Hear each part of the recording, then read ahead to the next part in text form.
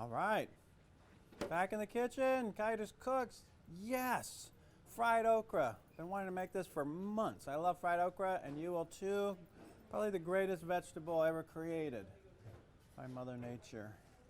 What we're gonna do? Oh, give that to me, Eric. I can use that right over here. Eric, get me my green bin. It's instead of Alexa, it's an Eric. Greatest trick you can ever learn in the kitchen. That impresses people. You just do that. You can concentrate and talk while you're doing it. I don't know if, oh, let me get there. Okay, so we're gonna make fried okra. Fried okra, really simple. It's the dipping in the flour into the buttermilk and then into the cornmeal process. So we've done that 100 times, maybe not quite 100, but I like to embellish. So into the fried okra, I decided, because it just sounded good to me, we're gonna fry some little onions, julienne onion, excuse me, parts with it too. So we're gonna have, it's gonna end up with some fried okra and some fried onion. And I wish somebody would make some iced tea, and then we'd have a perfect little afternoon get together. It would be tea, Southern style. Okay, so I'm gonna cut my onions up. I'm gonna have everything ready to go, and then we'll just get in there. We'll plow ahead. We'll get everything done, and then I will have a nice little afternoon eating okra and fried onion. So we got all my onions sliced. So what we're gonna do? Remember I said flour, and then buttermilk and egg, and then cornmeal. So in the cornmeal, even though it's cornmeal, we're adding some flour to it because that's going to help that cornmeal stick. So let's go. I don't have a ton of, well, what would I be doing with a ton of okra? So let's put in 2 cups of flour in the first bin. And in the second bin, we're going to do 1 cup of flour. There we go. And then I'm going to find my cornmeal. Get this flour out of the way. Flour, you're done for the day. Okay, so our cornmeal, we'll go 1 cup. And why not do another cup? So now we got 2 cups of cornmeal and 1 cup of flour in there. Mix that all together. Perfect. Looking good, chef. Middle one, what did I say? Buttermilk. So let's do about 2 cups of buttermilk. I don't have a measure, so I'm going to just do it with my magical chef brain. And then we're going to add some egg. So I had leftover egg whites. Somebody made something this morning. So we don't have to do the whole egg. We can do egg white. We'll just pour that in there. That's about 2 egg whites, 2 cups of milk, and we're going to whip that up. Okay, so this is going to give it a very nice kind of, I wouldn't say sour, but kind of like this good acidic little blast to your okras, okay? So now you think, well, it's just going to taste like flour and buttermilk and cornmeal, but so we're going to add some flavorings to this. All right, so let's do, how about some onion powder? Perfect. Okay, so I'm going to do, that's about a teaspoon in the flour and a teaspoon into the cornmeal mix. Let's see, one of those little son of a guns, what'd they do with it? Oh, there it is. I did it. So now we got some garlic powder, same thing. We'll do about a teaspoon in each one. Okay, looking good. And then we're going to add some salt and pepper. Oh, good, they didn't take my salt and pepper. My students have a habit. So let's do 2 teaspoons of salt in both of these. All right, and then half a teaspoon of pepper, and just combine those. And now is the point where you have to be brave, you have to be tough, and you have to taste these. Well, to be quite honest, it's a little salty. Way to go, chef. We're really living on the edge. So I'm going to add a little more flour to that one, since I made it a little too salty. This one, we'll taste it. Darn it, a little salty also. What was I thinking? Okay, let's do cornmeal on this one. And that, well, what will that do? I did that on purpose because I wanted you to see if it got too salty, there's things you can do to bring the salt back down. Okay, I lied. I oversalted it. Dang. I can hear y'all. I can hear all the chatter on the internet. Chef's lying again. I don't care. At least when I tell a lie, I tell a good one. Okay. Well, that's good. And I had cayenne pepper over here. One of the students borrowed it, so what we'll do instead of using cayenne, we're going to squirt a little hot sauce into our egg and buttermilk mixture, okay? So that's about a tablespoon. So now I know, ooh, change the color. Fancy, chef. Okay, so let's get some okra. So I couldn't find any, of course, it's Wenatchee, Washington, so you don't find a lot of fresh okra here unless you're in my garden in the middle of the summer. So we got some frozen okra, and it's easiest to bread it, I think, when it's frozen like this. Okay, the big, nice slices of okra. Okra usually grows about that long. It's kind of a weird, kind of pointy shape, but it's delicious. I say it's probably the best vegetable to eat straight off of the plant in the world. That's my take on the situation. So we're gonna get these all coated with the flour mixture. All right. Eric, can you grab me one of those little sifters that's hanging up over there? I forgot to get that. Thank you, buddy. Thank you, Maestro. So we get them nice and covered. And that's gonna help all the other things stick onto this once we get it in there. So that one is perfect. So right into there. We'll shake some off. Eric's grabbing me. There we go. Lee got it. Thank you, sir. So just to get, we don't want all that flour to go into the buttermilk, so we just shake it off. Shake it up, baby. Twist and shout. Come on, everybody. Come on, baby. Now come on and work it on out.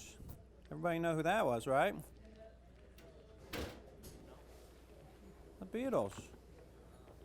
No? Maybe. Thought it was the Beatles. Maybe it was the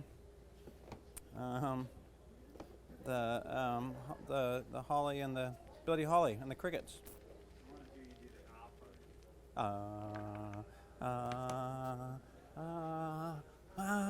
Take it up, baby. Okay, so I got my oil nice and hot, and once again, what I always forget to do is to take out all the stuff that was left in there from before.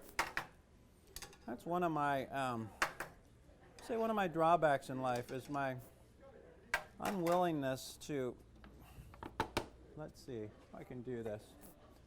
I'm going to do it right in front of the camera. All right, so all that hot oil, pour it out of there. See, I had all those little black little pieces in there I didn't want in there. And now as my punishment, I have to pick this up and pour it back over here. Very dangerous. That's all right. I live in the land of danger. Okay, the oil's ready. These little guys, these okras, almost all ready. So we're making sure they're completely coated with the buttermilk and egg and hot sauce mixture. Perfect. What do you guys think of that? Y'all liking it? Perfect. And then I got I almost forgot I was going to do the onions too. Good thing I still have my sight so I could see the onions there. All right, here we go.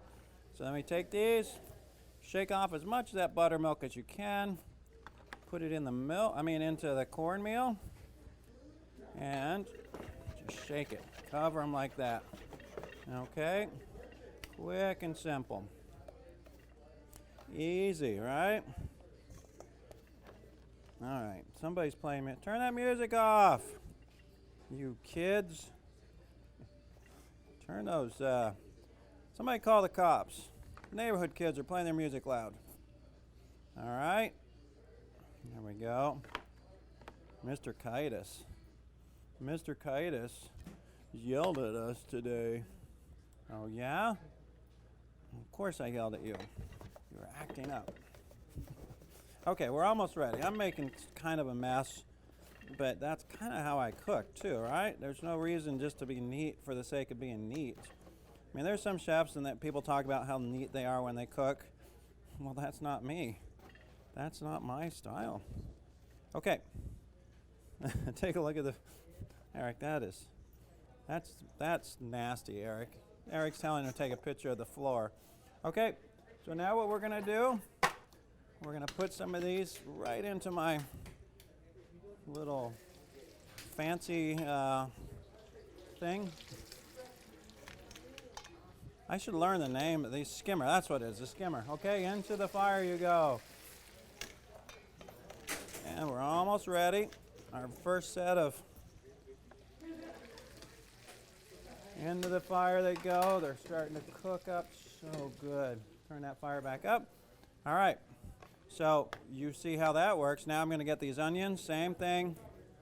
Toss them around in there. Shake off some of that flour. Right into that milk. And we're going to be ready to go. It's just a simple mixture that we do here. And this is a classical way. Any chef will tell you one day, you need to bread the okra, you need to bread the chicken, or you need to bread the onions. This is how you'll do it, basically. It might not be cornmeal at the end, but it will be pretty darn similar. Oh, look at that.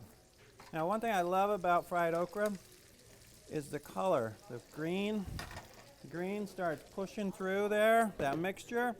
So you get this, that really vibrant, cool color of the okra.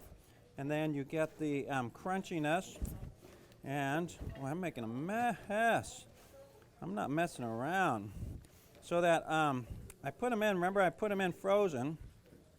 Oh, God, I can't believe I'm this messy.